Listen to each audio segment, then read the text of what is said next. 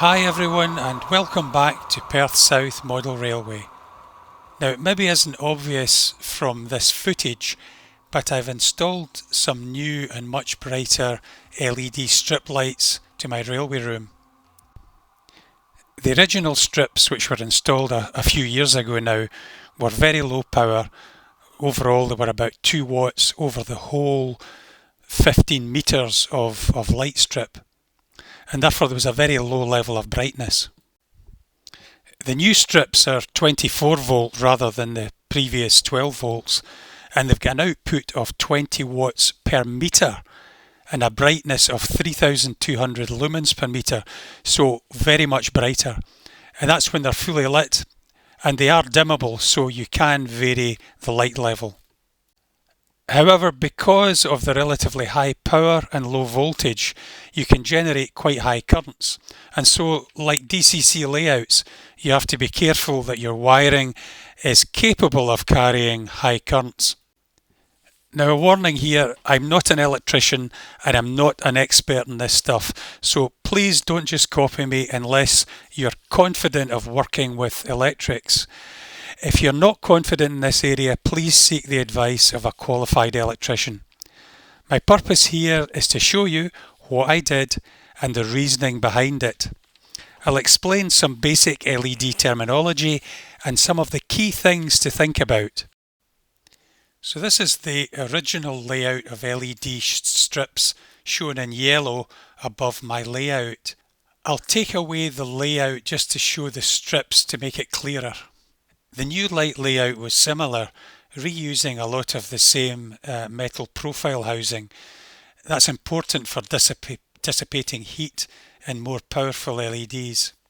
However, I extended the lighting in these corner areas to cover a dark area at the end of the layout, and I added an extra strip behind the area where the computer monitors are and were causing a shadow. Now these new LEDs have a power output of 20 watts per metre, so for a 5 metre strip, a single strip, that's 100 watts. And for 4 strips, that's an output of 400 watts. Now 400 watts divided by 24 gives a total current draw of 16.7 amps. That's a lot of amps, enough to melt wire and be a fire risk if you use wire that's too small. My solution was to split the lighting into 4 separate circuits, each of which would carry up to about 4.2 amps. Now the 32 over 0.2 wire that we quite often use for DCC bus wires is capable of about 6 amps, and I had spare rolls of that, so I've used that for each of the 4 circuits. So this is a diagram of the new lighting in the layout, showing each of the 4 circuits in a different colour. The colours, of course, are only to differentiate the circuits. The light, of course, is white. And you can see that the length of each circuit varies slightly, although most of them are about 5 metres long. And the total required current is 15.9 amps. Now, to power these lights, you need an LED driver capable of providing almost 16 amps. What's an LED driver? It's simply an electrical device to step down voltage from the 240 volt mains to 12 or 24 volts and rectify the current from AC to DC. The kind of thing we use all the time in model railways. But LED drivers are usually specifically designed for LEDs and provide a very stable and smooth voltage and current. Other things to be aware of when choosing LED drivers are things like, do you want it to be dimmable or not? Do you want constant voltage driver or a constant current driver? Now for LED strips, a constant voltage driver is required, and dimmable drivers are only required where you're going to dim the lights from the mains voltage side of the circuit, and that normally applies in things like house lighting controlled from a wall switch. I'm going to dim my lights in the low voltage 24 volt side of the circuit, so a dimmable driver is not required in those circumstances. Now, one solution is to choose, or would have been to choose, a separate driver for each of the 4 circuits. However, I opted for one powerful driver. It's got 2 sets of outputs, and I then split each of these so that I had 4 separate supplies for each of the 4 circuits. Note in addition that any terminal blocks or connections you use must also be capable of taking these higher currents.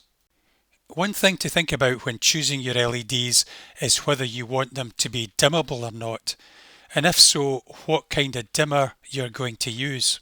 Note that, similar to my comments on LED drivers, many LED dimmers are designed for varying the mains voltage, the type of thing you would use for wall lights in your house. What I used was a simple dimmer switch on the low voltage side.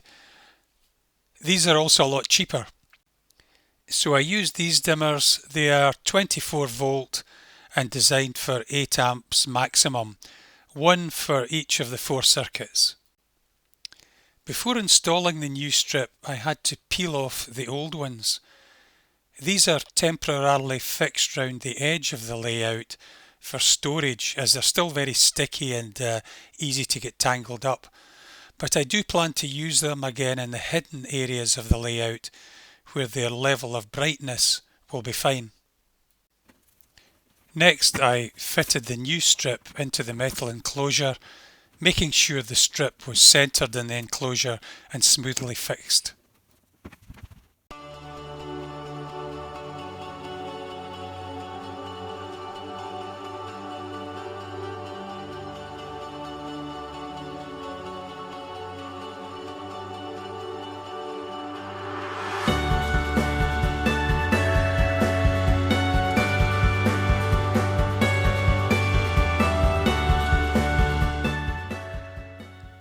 Some additional plastic trunking was required to take the additional cabling, and I used some black sticky tape to hold the wires in place before I put the cover of the trunking in place.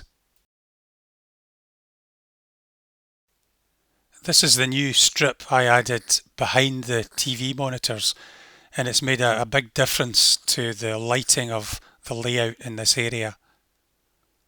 So that's the completed light installation.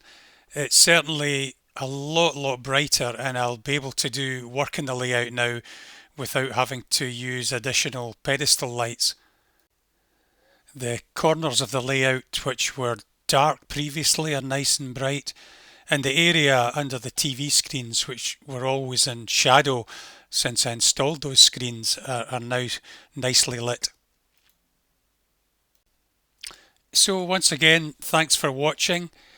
I've recorded some footage of trains moving to include in this video, so here it is now, and I hope you enjoy it. See you next time. Thanks. Bye bye.